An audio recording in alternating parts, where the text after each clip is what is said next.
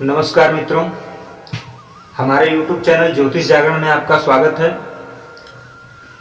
मित्रों, जैसा कि आप लोग जानते हैं, हम लोग इस चैनल के माध्यम से फलित ज्योतिष शास्त्र का अध्ययन कर रहे हैं। हम लोग फलित ज्योतिष में 4 स्तंभ, नक्षत्र, राशि, भाव और ग्रह, इन 4 स्तंभों के माध्यम से हम लोग ज्योतिष शास्त्र को आगे समझने की कोशिश कर रहे हैं। तो मित्रों, हम लोग जैसे पिछले पाठों में नक्षत्र के बारे में पढ़ चुके हैं, राशियों के बारे में भी पिछले कई पाठों में हम लोगों ने पढ़ा है। राशियां कैसी होती हैं,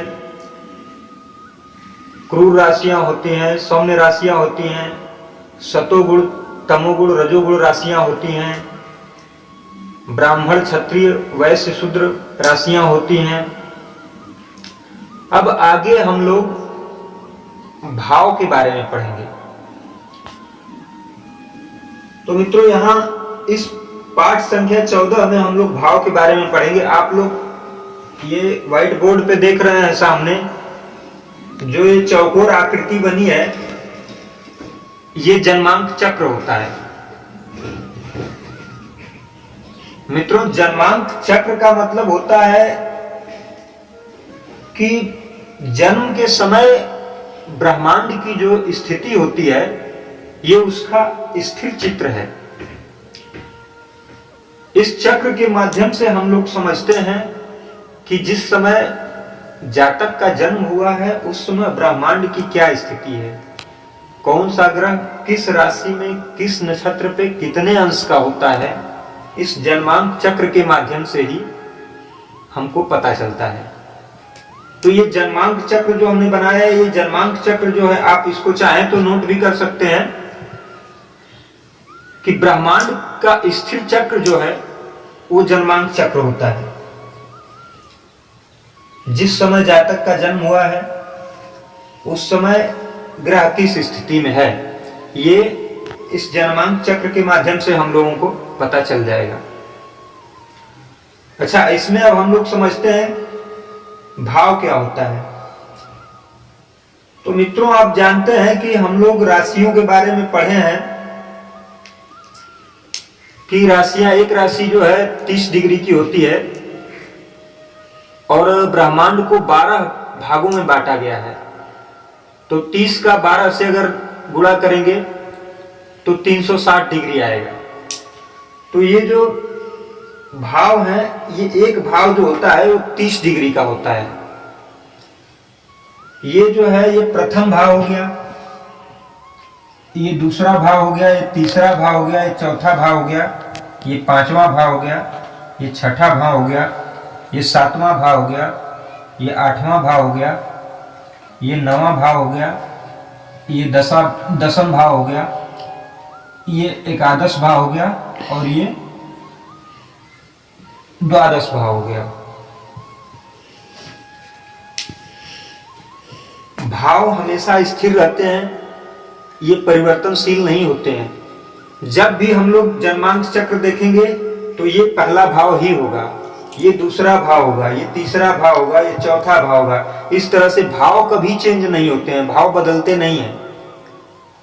यहां जो ये अंक लिखा हुआ है, ये अंक जो है ये बदल सकता है, क्योंकि ये लग्न होता है। तो हम लोग भावों को पहले अलग अलग एक नाम से समझते हैं कि कौन सा भाव किस नाम से जाना जाता है। ये लग्न है,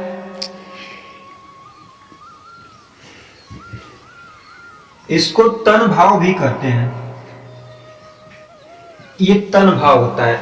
लग्न का मतलब संक्षेप में समझिए कि हमारा पूरा शरीर, हमारा पूरा व्यक्तित्व, और ये इस जन्मांक चक्र का सबसे मुख्य भाग है। इसका मतलब स्वयं आप हैं। दूसरा भाव जो होता है, ये धन भाव होता है। कभी भी धन के बारे में विचार करना होगा तो हमको इस भाव से विचार करना होगा।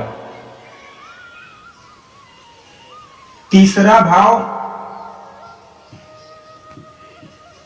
बल भाव होता है। किसी प्रकार का बल, शारीरिक बल, मस्कुलर बल, जो भी हो, किसी प्रकार के बल की बात करेंगे जब, तो तीसरे भाव से करेंगे। चौथा भाव जो होता है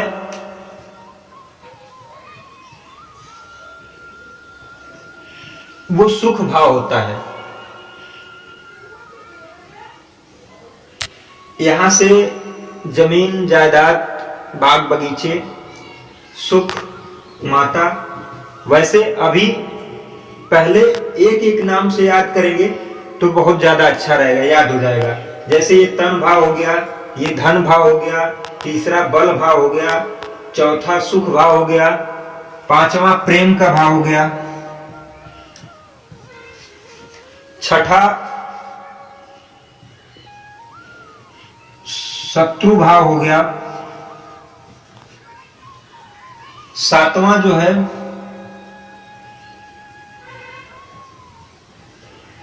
भोग, सातवां भोग का भाव हो गया। जो सुख हमको मिल रहा है उस सुख का हम भोग कर पाएंगे कि नहीं कर पाएंगे, ये सातवां घर हमको बताएगा। आठवां जो होता है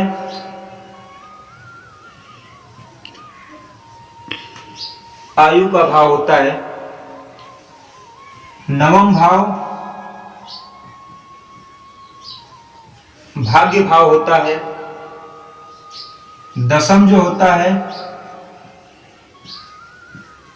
वो कर्म स्थान होता है, इसको कर्म भाव बोलते हैं।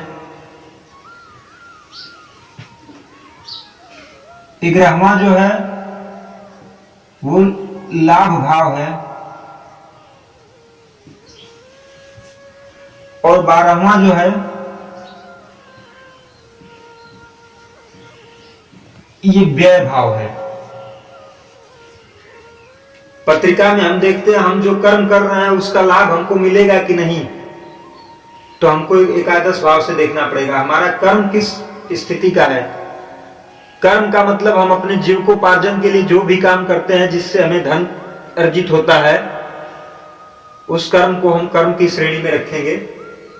हमारा कर्म कैसा होगा, कार्य क्षेत्र हमारा क्या होगा। अब ये यहाँ कौन सा ग्रह स्थित है, किस ग्रह की दृष्टि इस पे है, ये निर्धारित करेगा। इसका स्वामी कौन सा ग्रह है, ये निर्धारित करेगा कि हमारा कर्म क्षेत्र क्या होगा, कार्य क्षेत्र हमारा क्या होगा। व्यय, व्यय भाव से हम ये देखेंगे कि हमारा धन किस तरह से व्यय होगा, किस तरह के खर्चों में जाएगा। ये नवम भाग्य भाव है। हम जो कर्म कर रहे हैं लेकिन हमारा भाग्य हमारा कितना साथ दे रहा है, भाग्य हमारा साथ दे रहा है कि नहीं दे रहा है, ये हम नवम भाव से देखेंगे। अष्टम जो होता है आयु का भाव होता है। हमारी आयु कितनी होगी इसके बारे में हमको अष्टम भाव से जानकारी मिलेगी।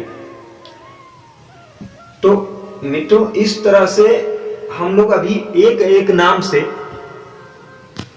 इन सभी भावों को देख रहे हैं।